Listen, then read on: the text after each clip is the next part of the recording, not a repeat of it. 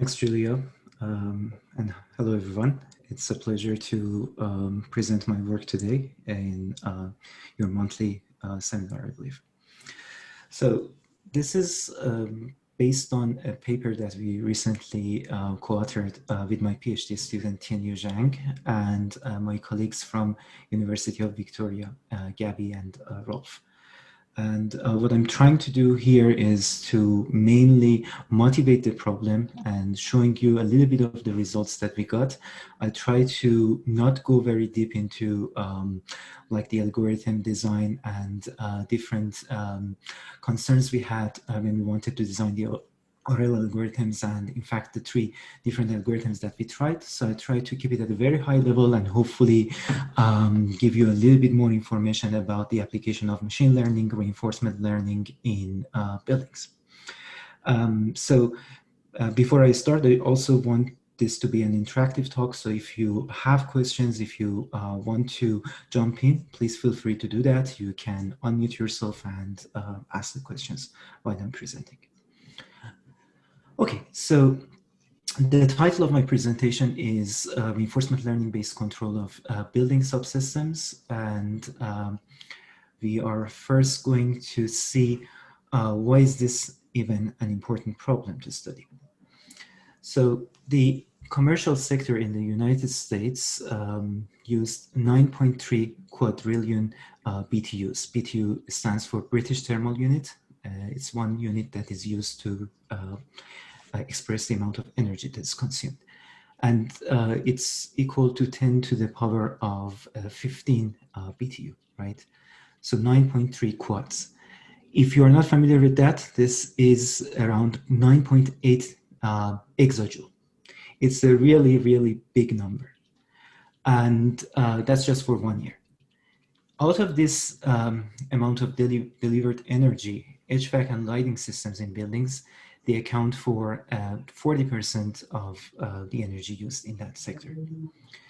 So this is equivalent to 12.3% of the total delivered energy in the United States. Again, that's a very, very big number. You can say from the powers and exponents that we have here that it's just a huge number. So now in countries with a colder climate like Canada, HVAC and lighting are typically responsible for even a larger percentage of energy use in buildings. For example, in Canada, it's around 78 or 79%. So it's more than 70% depending on what part of Canada you are from. You will see different numbers. So for those folks that are connecting today from Alberta, you probably already know about this, so this shouldn't be a surprise. We have very cold winters. As a result of that, the HVAC system is running 24/7. And this is just to make sure that the building environment is comfortable for the occupants and they can get the work done. Okay, so now let me tell you a little bit about the HVAC system before we talk about the control of building subsystems. So the HVAC system is comprised of a couple of mechanical and electrical subsystems. We have the air handling unit that circulates the conditioned air in the building. So it receives some air from outside. It mixes this with the return air from thermal zones. And then there are heating and cooling coils to change the supply air temperature. Finally, there is a fan that will pump this cold air into the terminal zones. And at the terminal zones, we have this VAV box that stands for Variable Air Volume System or Variable Air Volume Box. There is a damper that you can control to adjust the amount of fresh air that you want to enter that zone. And then you have a reheat coil that can be used to maybe heat up the air that is supplied to that zone. So again, this is to account for losses that we have in ductwork and the whole system. So once we do this, the return air is mixed with the outdoor air. And again, this continues. So inside every zone, we have a bunch of sensors, for example, thermostats that you can use to measure the indoor air temperature, and a bunch of other sensors, in addition to several control points. So we can, for example, control the fan speed, we can control the set points for the cooling and heating coils here, we can control the set point temperature in terminal zones, we can control the damper, and so on and so forth. So in a medium-sized building, we have around hundreds or perhaps thousands of sensors and control points. So the problem itself is very complex if you want to solve it just for one building and only for the HVAC system. Now, the problem is that HVAC is only one of the subsystems we have in the building. We have the lighting system, we have the shading system, blinds, plug loads, and several other subsystems. So today, all these subsystems are controlled separately, mostly using very simple rule-based and model-based controllers. The main reason is that they are vertically integrated systems or silos that you can see here. So for example, we have the HVAC system, we have the lighting system, we have the shading system, and there's a bunch of sensing and control points that you see underneath each of these systems. So the control algorithms that are used in each system is different, and it depends on data that they collect from the physical environment. There is no data sharing between these systems. As a result, they cannot, for example, share occupancy data that is collected by the lighting system when you want to control the HVAC system. And the control goal here is to solve a multi-criterion optimization problem to reduce energy use while maintaining thermal comfort, visual comfort, indoor air quality, and so on and so forth. So there's really a very long list of objectives that you have. And it's a very complex problem as is.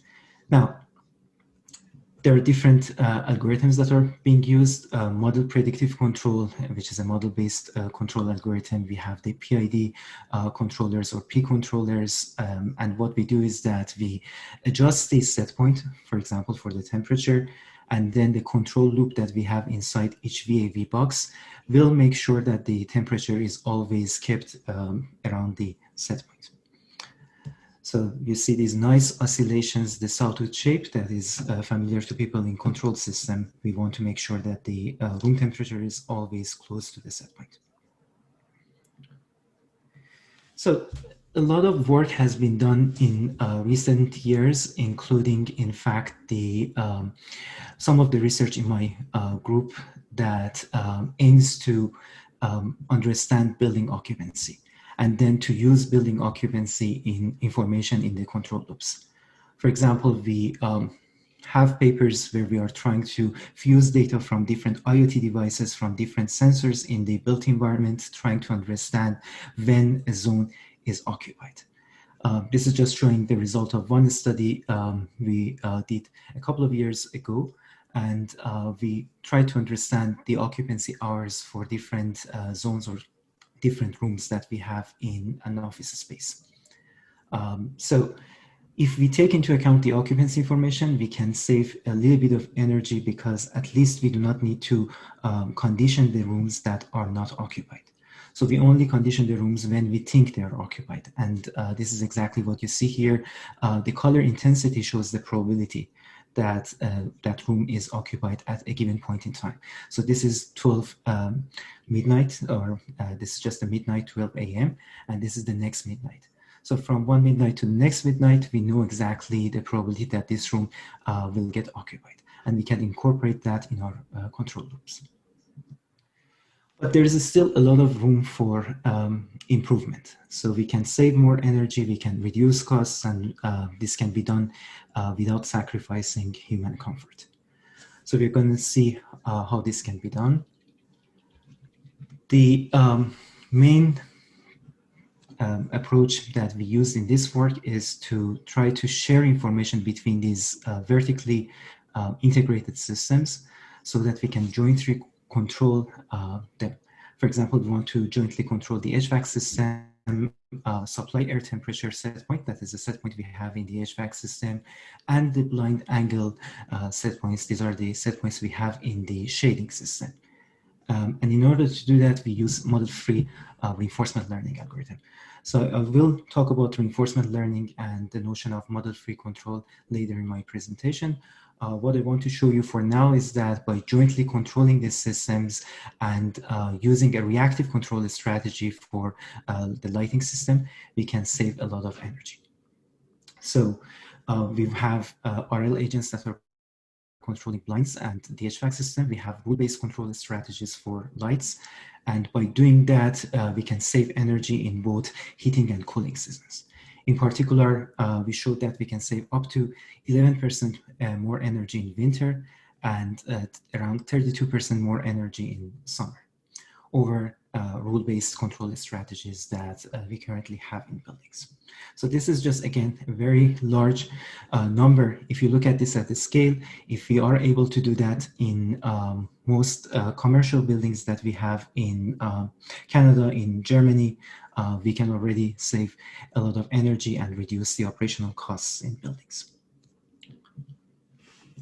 So in my presentation, I will talk about a couple of research questions, and I will conclude my talk by showing you the answer to these questions. So the first thing is that we want to know how does the joint control of building systems affect the whole building energy consumption. We do not want to only focus on one mechanical or electrical system. We want to look at the whole picture. So this is the whole building energy use. We want to find the best trade-offs between energy use, thermal comfort, and visual comfort. So like any other multi-objective optimization problem, we get a Pareto front. And the facility or facilities manager can navigate this trade-off to, for example, trade energy use for extra comfort and vice versa. So we will see whether incorporating zone level occupancy information can noticeably change the performance of a control policy, and whether it's worth the effort to perhaps install occupancy sensors in every individual zone. Whereas we could just get the building level occupancy information and say that the building is occupied from 8 a.m. to 5 p.m. So is there really any point in installing sensors in individual rooms? And lastly, we want to see how the performance of a given control strategy or policy varies across different seasons. So we look at the heating season and the cooling season, and we try to understand whether the changes in the outside air temperature will affect the performance of a control strategy. Okay, so that was a very brief overview of what I'm going to show you today. Now, let's look at the challenges and see why model-based control strategies don't work that well in practice. Then let's see how we can design a model-free reinforcement learning-based control strategy for jointly controlling building subsystems. We will talk about different control scenarios. We will talk about baselines that are rule-based control strategies that are currently used in buildings. I will show you some of the results that we got. It's, again, a subset of what we have talked about in that paper. And then I will conclude my talk with 3 takeaways. So, building subsystems have very complex interactions. I'm showing you here the shading system or blinds, the HVAC system, and the lighting system. If you look at energy consumption, indoor temperature, and indoor illuminance in lux, by opening, for example, the blinds during daytime, the indoor temperature increases because of the solar heat gain we're going to have. This will also affect the illuminance because we will have a brighter environment. So the HVAC system is measuring the indoor temperature and it will respond to that. As a result, it will try to pump perhaps more fresh air or cold air into those zones. This will maintain the room temperature around the set point, but it comes at the cost of increasing the energy consumption in the building. Another thing that could happen is that if the room is very bright, maybe we need to turn off the lights because we have daylighting, and we can take advantage of that.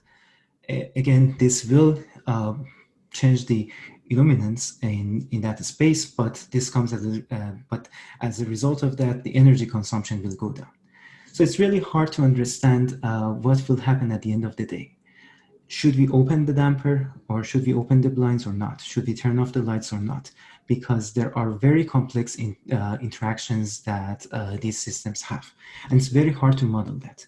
We have very accurate physics-based models or data-driven models for the HVAC system, known as the RC model, or resistant capacitance model. But we don't have that for all these systems. And it's really hard to understand how they will influence each other. So looking at the objectives we want to minimize energy consumption, we want to maximize thermal comfort and maximize visual comfort. Again, these arrows are showing the dependency between building systems and the objective functions that we have. And the point I want to make here is that it's very difficult to model these interactions and understand their impacts on our control objectives. So as a result of that, we try to use model-free reinforcement learning-based control strategies. The basic idea here is that we want to learn a control policy. And if you're not familiar with that term, a policy is just a sequence of control actions. In this case, they are set point values that we have for different subsystems. And we want to learn this control policy through interactions with building systems or with a simulated environment. So the simulated environment that we use in this case is Energy Plus, a software system designed by NREL, I believe, Department of Energy in the States, and COBS, which is a wrapper we wrote around that software system. So here is the basic idea of model-free control. So we have this real or simulated environment. We can take a control action that is A, and then we can observe the state of the system that will be changed as a result of implementing that action. And we will get some reward from the environment. So that reward could be a term in our objective function. Okay, so we can keep doing that to generate samples. Once we have these samples, this is the rollout data, the previous state of the system before taking the action that we take, the next state of the system as prime, and then the reward that is obtained from the environment. Then we can use this data to update our policy. Once the policy is updated, we use the new policy in order to improve the control actions. So really, if you want to think about a template for reinforcement learning, it has 3 steps.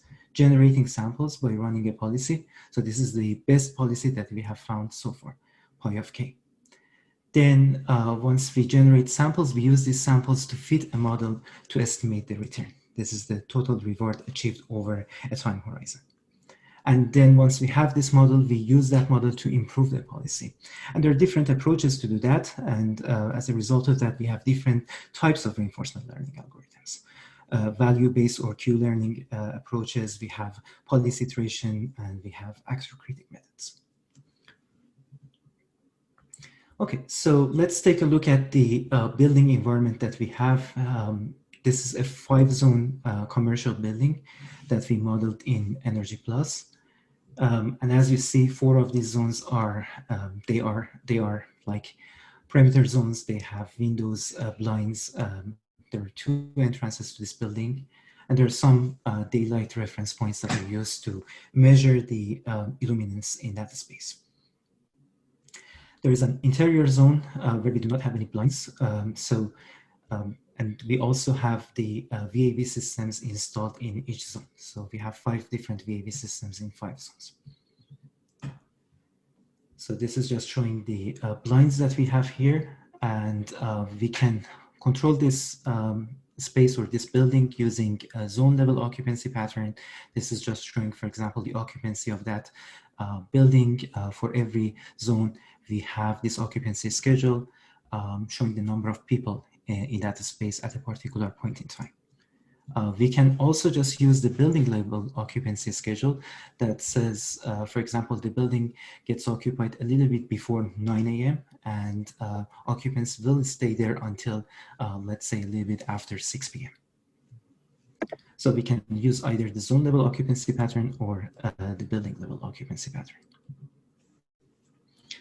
Now, as for the state or S that I showed you in the previous slide, so we have the temperature in every zone. We have the number of occupants in every zone, or if you're using the building level occupancy schedule, we just know whether a zone is occupied or not. So this is either 1 or 0. The hour of the day, the angle we have for every blind, the ambient temperature plus the predicted temperature for the next 3 hours. Solar irradiance, again, plus predicted irradiance for the next 3 hours. And the actions that we want to take is to change the set point for supply air temperature and also to change the blind angles.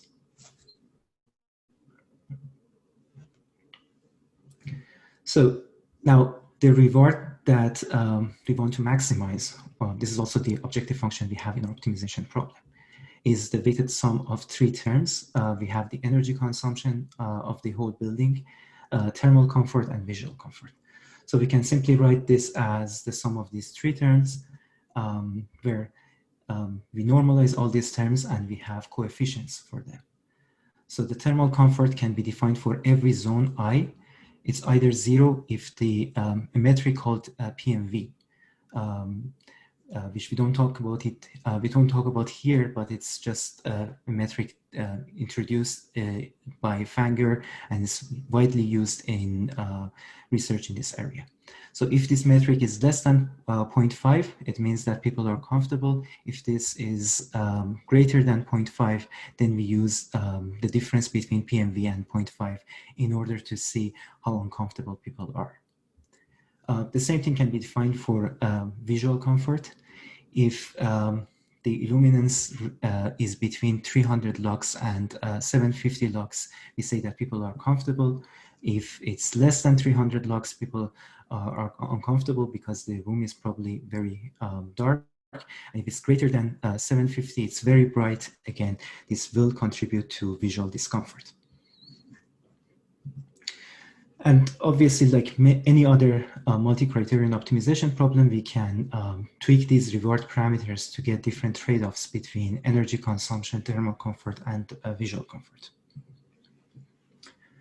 So let's take a look at different scenarios. We can control the HVAC system only assuming that there are no blinds or blinds are always open. We can have a reactive control strategy for lights, or assume that lights are not controlled and they are always on. Then for blinds, if they are installed and if we have motorized blinds, then we can use the same set point to control all the blinds, or we can use different set points, meaning that each blind will have its own set point. And again, lights can be controlled using a reactive control strategy, or they can be on all the time. So auto dimming is just the term that we use for reactive control of lights. So now there are existing control strategies in buildings. What we usually do is that we have a reactive control strategy for the HVAC system. If we have motorized blinds, we can have a reactive control strategy for blinds as well. So one baseline that we have is just controlling the HVAC. The other baseline is controlling the HVAC and blinds together using a reactive control strategy. The other baseline is controlling HVAC with auto dimming. That is a reactive control strategy for lights. And finally, controlling all these subsystems using a reactive control strategy. And we want to compare the performance of our RL-based control with these 4 baselines. So we looked at 3 different reinforcement learning algorithms. Again, I don't want to dive into details of this, and I will just show you the name of these algorithms, but there are variants of reinforcement learning algorithms that we use in this work. Branching dwelling Q network, which is a Q learning based reinforcement learning algorithm, soft actor critic, which is an actor critic method, and proximal policy optimization, which is trying to optimize a policy. So if you are familiar with this terminology, you know that we have value-based techniques. So BDQN is one of these techniques. We have policy-based techniques, PPO, and the actor critic is the set of reinforcement learning techniques that we have in between these two. So once we train these reinforcement learning agents, what they do is that they observe the environment, they receive S, and they issue a control action A in order to change the set points in the building. So now the first research question that I showed you was about whether we can save more energy by jointly controlling these building systems. So we looked at the baseline control strategies that you see here, and we looked at performance of these control strategies in the cooling season, which is July, and in the heating season, which is January. We also measure the amount of energy that is consumed by each baseline strategy. What we can readily see is that adding motorized blinds that are controlled using a reactive strategy makes possible additional savings in both winter and summer. The same thing can be said about using auto-dimming, but only in one season. If we add auto-dimming to HVAC control, the energy consumption, in fact, will increase in winter a little bit, but it will decrease drastically in summer. And by taking advantage of all these systems, controlling them jointly, we can save a total of 18.3% on energy use in winter and 32% in summer. So the next question, research question we wanted to answer is that what are the best trade-offs between these three objectives: energy use, thermal comfort, and visual comfort. So remember that we had weights or reward parameters, so we can play with these reward parameters to see what different trade-offs we are going to get. So on the x-axis here, you see the energy consumption in the entire building. On the y-axis, you see the PMV violation rate, that is a measure for thermal discomfort. And as long as this is less than 10%, we say that this is acceptable.